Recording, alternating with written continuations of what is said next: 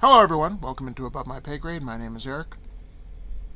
When you're fighting a war, like the West is with Russia, you have to deal with facts as they are on the ground because the enemy gets a vote as well. So just because you want it to be some way doesn't mean that's the way it's going to turn out. Unfortunately, that's the way politicians in the West, specifically Europe, think. Now, if you haven't been paying attention, Nord Stream 2, the big pipeline that goes into Germany that most of Germany's energy comes from, is from Russia. And if you're wondering, all these sanctions in Russia, what have they done? Well, the ruble, compared to the dollar, has gotten a lot stronger. Wow, that's not good. So the ruble's getting stronger, oil's going up in price, and how do you think Vladimir Putin is funding his war with Ukraine? Is it from donations? Is it from a GoFundMe? No, it's from the price of oil. So, Europe is... Russia kind of has checkmate because Europe needs Russian oil. Needs. So if Russia cuts off oil completely, then real bad stuff is going to happen in Europe. People don't have energy. People won't be able to get to work. People won't be able to heat their house. People won't be able to air condition their house. All these things that can cause massive civil unrest. And Russia is holding those cards. Now, what could the West potentially do to decrease Putin's power and funding? Because Europe is reliant on this oil. Well, we could lower the price worldwide. How would we do that? Flood the market with more oil. How do we do that? More supply. And what are we doing? None of that.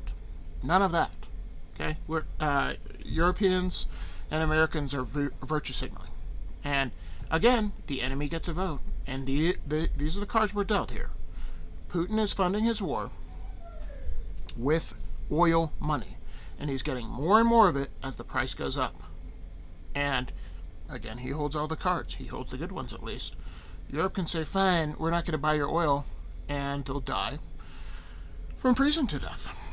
So, one thing that's going on now, and this experiment might come to fruition sooner rather than later, there was some piece of equipment that the Nord Stream 2 pipeline needed that had been being worked on in Canada. And essentially the Russians said, hey, we're going to cut off oil unless we get that piece of equipment back that Canada was working on, because we need it for the flow of oil into Germany. And so that piece of equipment went back over to Russia. And now the pipeline is shut down for maintenance, and it's supposed to be turned back on July 22nd. Could be a very big day in history. Why? Because if Nord Stream 2 doesn't come back on and oil doesn't start flowing to Germany, watch the civil unrest happen, because it's going to be bad. People have a level of patience, but we all have a line in the sand where the pitchforks come out and we start calling, it's street justice and all that kind of stuff.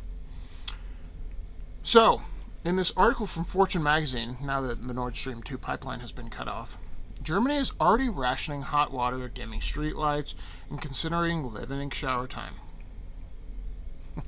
And they're telling their citizens to prep for oil being cut off. This is, again, child's play, because if you have all the oil, it doesn't matter. You literally have all the cards. And Germany and the European Union put themselves in this position. And that's all childish stuff, and they will reap the whirlwind for it.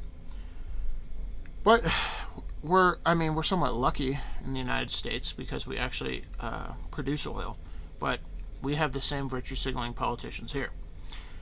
And reading from an article on The Hedge here, higher energy prices are hurting the European economy, no duh, driving the euro lower compared to the dollar. Remember we talked about the euro compared to the dollar? So higher energy prices are making the euro go lower at the time when the euro more euros are needed for energy imports because they import almost all their energy. So they're in this conundrum that unfortunately people want a quick answer to. They want, like, hey, just reverse course. And these nuclear reactors, this flow of energy is something that happens over decades. And the logistics happens over decades, and it gets fine-tuned, etc. But the same in this article, it says in Europe, there's simply no substitute for Russian gas. There just isn't. So if Russian gas gets turned off, you're going back to the dark ages. You don't have power.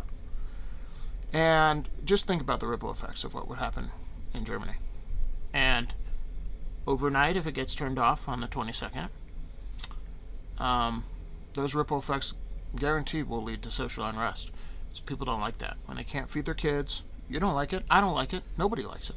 When you can't feed your kids because of stupid government policies that can't get turned around very quickly, it starts to tick people off. And like I said before, the enemy gets a vote. You have to deal the cards you're played. And right now, Putin has pocket aces, which means he has all the oil. The only thing you can do, since there's no substitute for it, is drop the price worldwide to limit his funding of this war. So, or you can virtue signal, which is what they're doing now. Alright guys, let me know what you think in the comments below. Will be an interesting day on the 22nd if the Nord Stream 2 pipeline isn't turned back on. And since we live in a globalist world, this will have ripple effects on the United States. Don't think it won't. And as tensions escalate because of stupidity, I don't think it's going to change until we have an adult in the room, unfortunately. Because, again, enemy gets a vote. Alright, guys, thanks for watching. Thanks for listening. See you guys in the next one. Peace.